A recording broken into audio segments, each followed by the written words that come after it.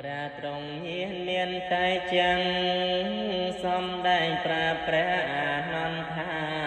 រទាំងដែលចាំងបត់ទៅណាទៅបានដោយសារអំរឿងស្អីតថាគុណចាក្រំគ្រាហើយមនាលអានន្ទអើយមានមុំអីដោយរត់ទាំងចាំងអំឬស្អីវស្សាឆ្នាំថ្មី80ហើយ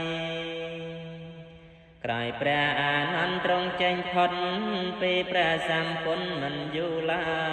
យក្រោយភ័ន្តតាហាថ្ងៃត្រង់ហើយមាមិនកន្តើយគល់សាំងស្ដាឆ្នាំអសាញ់ខែមៀងថ្ងៃអាទិត្យពេញបរមីពិនថ្ងៃនោះណាព្រះអង្គទ្រង់ដឹងអាយុសង្ខារចំពោះមុខមេគ្រានោះឯងនៅនាបាវាលាចេតីក្បែរវេសាល័យក្រៅកំផែងក៏ក្រាំងធរណីក្រុមកន្លែងក៏លន់ខ្វាន់ខ្វែងទៅអាកាស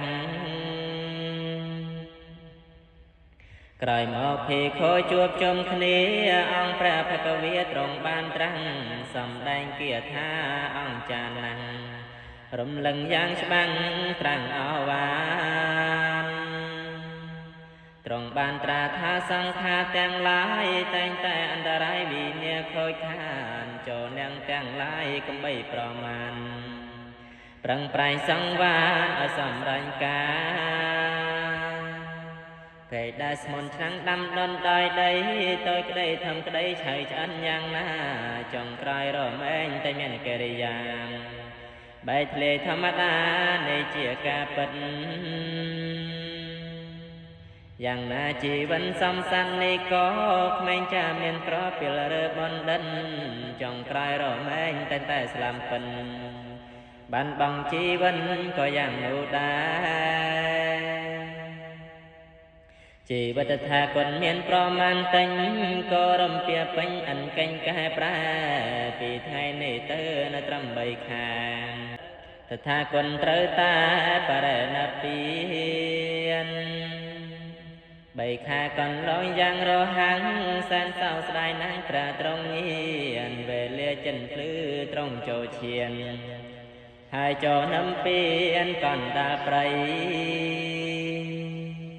ក្នុងខែពិសាថ្ងៃអង្គារឆ្នាំអសាញ់វេលាចុងរាត្រីថ្ងៃ15កើតពេញបរមីបរិសិនប្រស្រីជុំត្រៀបត្រាទីត្រង់ណាពៀននោះតាំងនៅបែបផ្លូវទៅកាន់ក្រុងកោសេនារារាំងភ្នំមួយគូសាលប្រឹងសាមានផ្ទាំងសេឡានៅចន្លោះកំថាឡាមនុស្សសោយសោកាសំបីទេវតាឋានទាំងអង្គយំសោកបោកប្រានស្ដាយស្រណងលន់ក៏ក្រាងអង្គភុំផានដី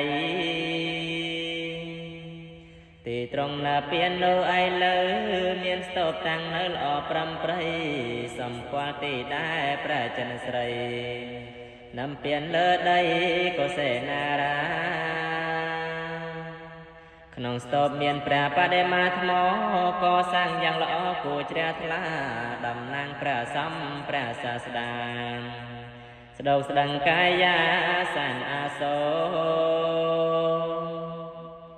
នាងទៅដល់ពិនចិនដិនជាំឃើញដោយព្រះសម្មានៅជ្រងលោ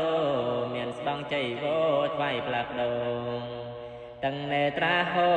នឹងព្រះអង្គហាងនឹងដូចជានៅថ្មីនឹងប្រាចិនស្រីប្រងស្រោយស្រង់នឹងដល់ព្រះធម៌ល្អផោផង់នឹងដល់ព្រះសង្ឃអង្គសាវកចាំតាំងអំពីថ្ងៃនេះទៅសូមដើរតាមផ្លូវព្រះអរិយក្រមលំព្រះធម៌ដ៏ត្រជាក់ផនពីអន្ទាំងនៃពួងមីសូមឲ្យលោកអ្នកបានសូត្រស្ដាំប្រវត្តិសាស្ត្រសម្ព្រះភគវីបានសង់ចម្រើនក្រុមគ្នាកំបីក្លៀនឃ្លាគ្រាណាឡើ